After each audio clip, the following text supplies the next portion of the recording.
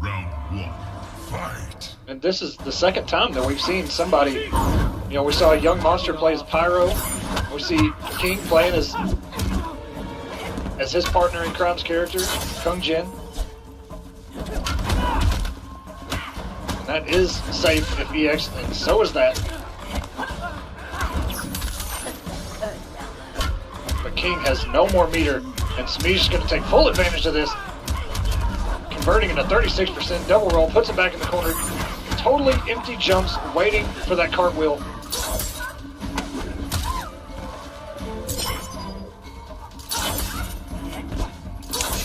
And Semiij just looking to see the startup and then teleport accordingly. I saw him kind of scouting it. Didn't have the reaction on the last one, but he does have it on that one. Using the plus frames, going for the mix. Very good stuff by Semiij. Round 2, fight. King looking for a teleport, I think. With that up 2. I think it's up 2, up 1. We see. And oh man, the savagery from Semiij. Always having that tech against those gaps with that fade.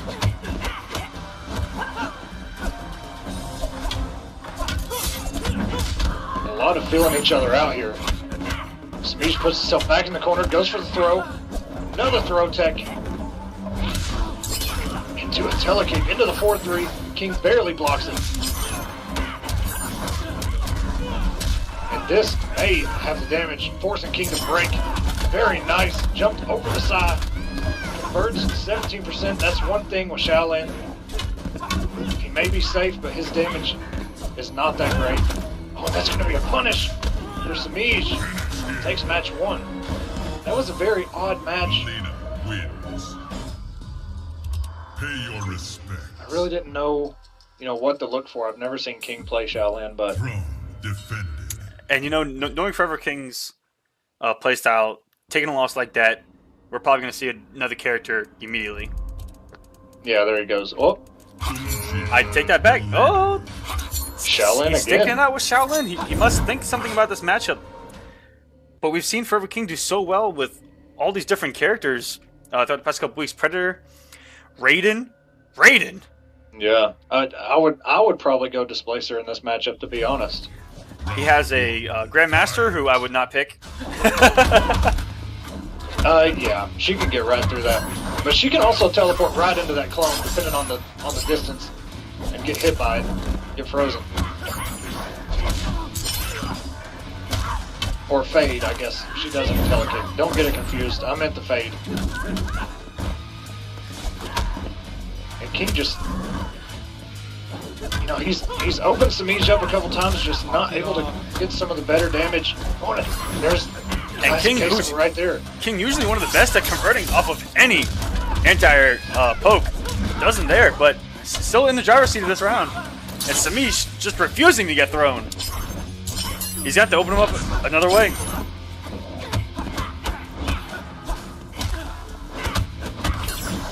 That is plus frames into the interactable, 15%. Slowly, King's health.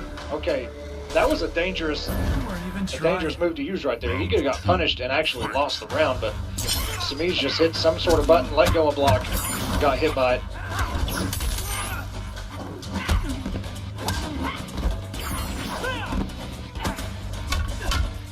And I'm loving the use of Semiij. Using that fade away and just getting out of any kind of footsie game that ForeverKing is just trying to even accomplish, but just getting himself out of the range of even the giant normals that Kung Jin does possess. But King going in right now. Oh, taken away. Semiij usually never drops those triple down one anti-air combos. Good blocks by Semiij. It's all safe, so not really anything you can do about it. Oh, it tries to go into the 4-3 meaty setup. 16% by King. He's got to mix a lot more than Semiij does, but he does clutch it out. King ties it up 1-1. Kung Jin wins. But we saw that, you know, with Slayer playing Kung Jin as well. You know, you see the opponent, say Semiij, you know, get a pretty big combo, 40% or whatever, and then you see Shaolin, you know, get some of his biggest damage, maybe about 30% or so. It's as safe as he is, you know, you just got to work a little bit more for your damage than some of the other characters. But will Semiij make the switch to Smoke or Ravenous? And he does go to Ravenous.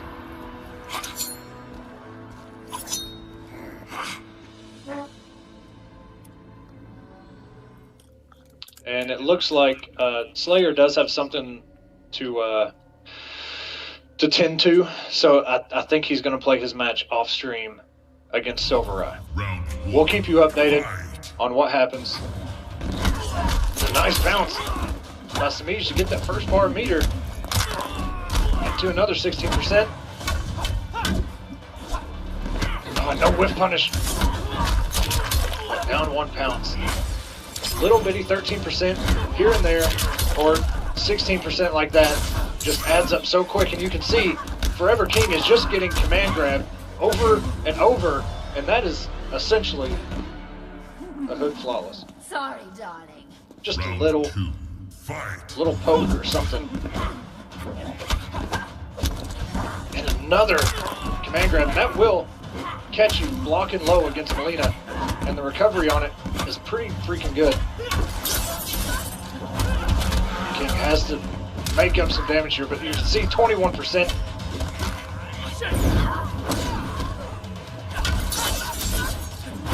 Very nice from King.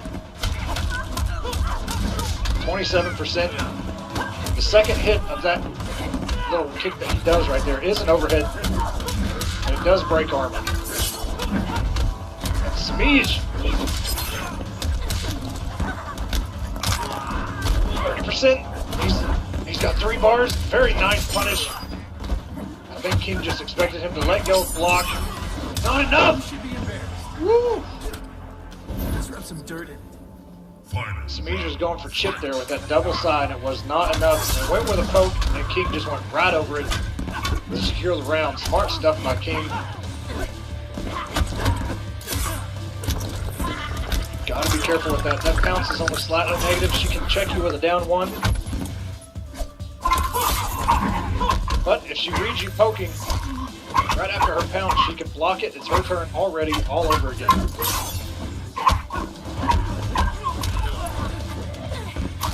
Semiij puts herself back in the corner.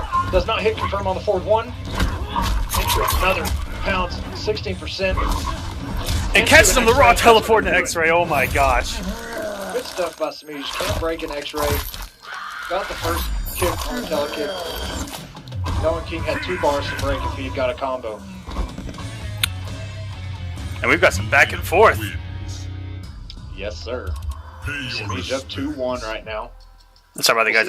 I had to get some water there. Winter is savage on your throat. Yeah.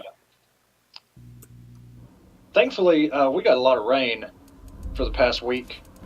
And seems like our fires that we had in the mountains are simmering down a little bit.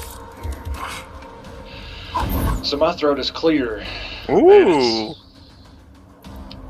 What? Yeah, it just got really cold here this past weekend, and I don't like it. Yeah, it's pretty freaking. It got cold real quick, man. Like just instant. All right, here we go. In the match. King sticking to Shaolin. I expected him, now that Semiij is playing Ravenous, to switch to something else, but King not doing it. The standing 1. Oh, that's safe. And yep, it does look like Slayer and Silvereye are playing off stream for top 8. Okay, 18% on 3 hits. Not bad at all. And Semiij will not be thrown. He has tagged every throw. 14% by King, just chipping away, and there it is. Like I was mentioning in the last match, that thing will break armor, and the last hit is an overhead. He can actually mix too. Oh, very nice. I think Semiij is just trying to build some bar there.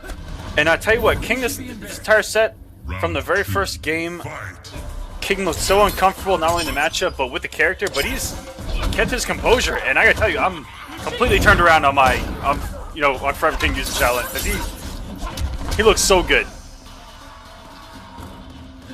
It's just, you know, the damage deficit between these two characters is pretty big. Oh my gosh! What are you doing? On one pounce to break that armor? Yeah, I couldn't see if a down one came out or not, so I'm not even too sure. It may have just completely whiffed her, and the hitbox of the grab hitting behind her caught him after the armor. I don't know what just happened right there. That was pretty savage. Very nice by King. Semiij went with that down one anti-air. Oh, and if he didn't commit to that 1-1, he would have got the conversion with a Oh, it caught him! This is going to be big damage. with a dive, but here we go. Semiij needs one more open up. And you've got to fear the telekick. And the run and throw. King keeping it safe, very good, but Semiij able to capitalize. Wow, Semiij with his back to the wall. We almost got a game 5, but the pounce check after the dive kick. Nice. Savagery pays off. 19%. You can see that's part of that damage deficit between these two. King just has to get so many more combos than Semiij does, which means he has to work a little bit harder, open Semiij up a little bit more. Good blood by Semiij. Caught ForeverKing going into more buttons after that, being safe. Oh, savagery. Savagery. Never have we seen him commit into a roll. I think one time. Especially against somebody like King. But, I mean, you know, what do you have to fear? If Shaolin has no meter, he's not really going to punish you that hard. So many tech throws between the two. Semiij just needs one more combo, and he has 2 bars and burns one for the overhead roll. King got and that's going to do it! Ties it up 2-2. We are going to game 5, ladies and gentlemen. King with Semiij sitting on a bar. Could have faded, could have EX rolled, anything. Eats that overhead raw at the end of that round. I don't think we've seen King throw out that overhead string at all this whole set. And one thing to mention there is Semiij finally let that overhead roll rip just for the armor, I think.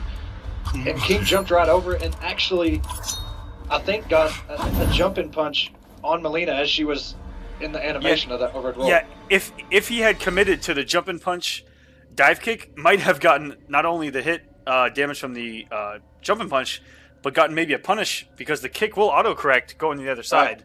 Yeah, you'll see that in some of their corner switch combos. They'll do a jumping punch straight into a dive kick. And here we go, the standing one into throw. Semiij respecting just a little bit more, because this is for all the marbles. Match 5. And alright guys, let's get hyped. We have a game 5 to make top 8. ForeverKing and Semiij. Who do you guys like? Because this is it. Winner of this will advance to top 8, and the loser is going home for the week. Or possibly into Konquest on Thursday. Give a 1 for King and a 2 for Semiij. Let's go.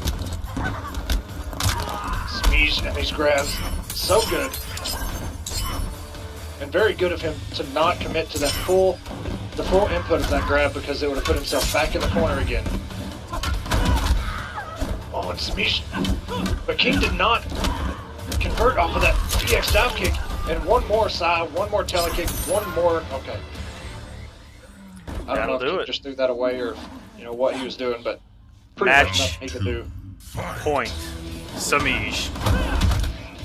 Trying to catch him with a little mini gimmick early. And Semiij's not falling for it. He's sitting on X-ray, and he does come off the bar. And we get the pedigree. The pedigree, 30%. And another one. Pedigree again. Hunter Hearst Semiij, as I like to call him.